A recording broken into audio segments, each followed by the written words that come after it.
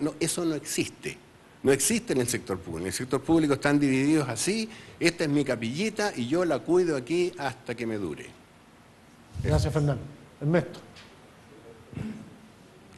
Yo creo que en la misma línea de Ernesto Evans, del Giro País, en la misma línea de que yo creo que las grandes transformaciones en la modernización del Estado se hacen por acciones muy concretas, y lo que decía el ministro, digamos, el caso de la reforma previsional, que lo seguí muy de cerca, yo me preguntaba qué hace que un ministerio pueda pagar más de 2 millones de beneficios al mes, manejar más de 150.000 millones de pesos en pago de pensiones, sin nunca haber tenido un escándalo, ni nadie que diga, mira, a mí no me pagaron la pensión.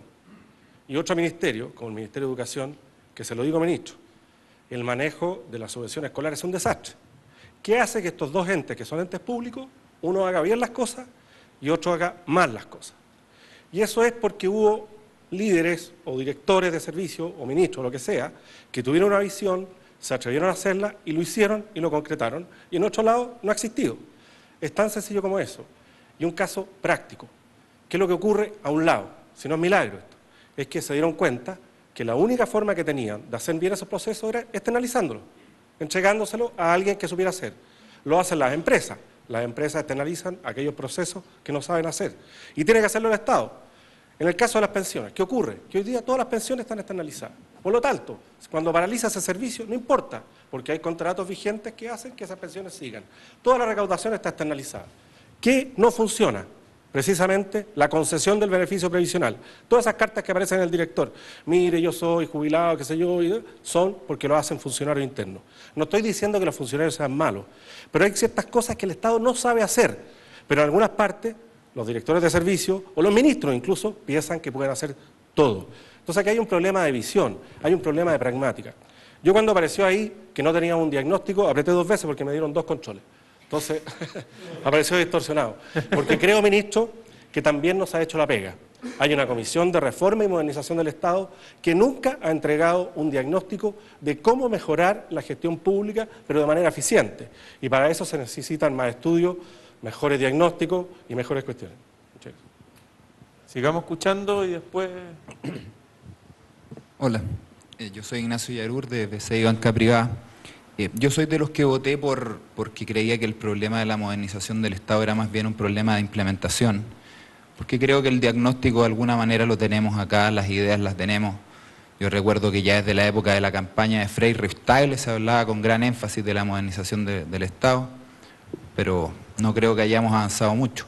También concuerdo con el ministro que uno tiene que ser realista y ponerse metas que sobre todo en un periodo de 4 años podamos hacer. Sin perjuicio de eso, creo que hay cosas que son de corto alcance y que sí se pueden hacer, porque los chilenos no tenemos por qué soportar que hayan trenes que no funcionen o que el correo lo tiren por una quebrada de Valparaíso. Entonces, ¿por qué no vendemos esas empresas simplemente? También está el tema de premiar aquellas reparticiones que creemos que pueden hacerlo mejor, y eso no va contra los trabajadores, al revés, va en su beneficio. Sobre el tema de la multitud de cargos de confianza política que hay, yo no creo que un gobierno de una coalición distinta vaya a eliminarlos, al revés, yo creo que los va a mantener, porque son su plataforma para hacer los cambios y su oportunidad para instalar ahí a la mejor gente que cree que va a hacer un cambio. Entonces, en el supuesto que y es una pregunta para Cristian, en el supuesto que la alianza llegara al poder, uno no puede tener 10 o 20 prioridades porque en 4 años al final no hace una. Entonces a mí me gustaría que me dijeras una prioridad que tú en este periodo de 4 años afrontarías con fuerza, te jugarías el capital político, tendrías que enfrentar paro seguro, lo que sea, pero que al final tú crees que vale la pena afrontarla. Una sola. Bueno, yo creo que la respuesta es bastante obvia si me preguntas a mí. Yo creo que la prioridad número 1 es educación. Hoy día vivimos un mundo en donde todo lo que hace la diferencia en materia de desarrollo de los países y de justicia de los países es precisamente el conocimiento, y el conocimiento es educación. Entonces, para mí, esa debería ser la prioridad. Ministro. Yo estoy de acuerdo con lo que se ha dicho, solo comentar que hay 2 proyectos de ley que llevan ya su buen tiempo de modernización del gobierno corporativo, tanto de Codelco como de las empresas públicas. Y no ha sido fácil ponerse de acuerdo en el Parlamento. Nada es fácil. Y están ahí. O sea, un esfuerzo se ha hecho, pero reconozcamos que no tenemos tal vez conceptos adecuados. Yo el otro día leía un estudio bastante interesante de cómo cuál es el gobierno de las empresas públicas transnacionales más modernas, y estamos lejos de lo que estamos discutiendo en Chile. Pero en fin. ¿Conceptualmente? Sí, conceptualmente. Bastante, por ejemplo, si pongo Petrobras, Sí. no, en Chile estamos en una discusión diferente. Pero bueno, todo tiene su tiempo y su maduración, digamos. Ahora el presidente del CEP está con nosotros aquí, está ahí como que...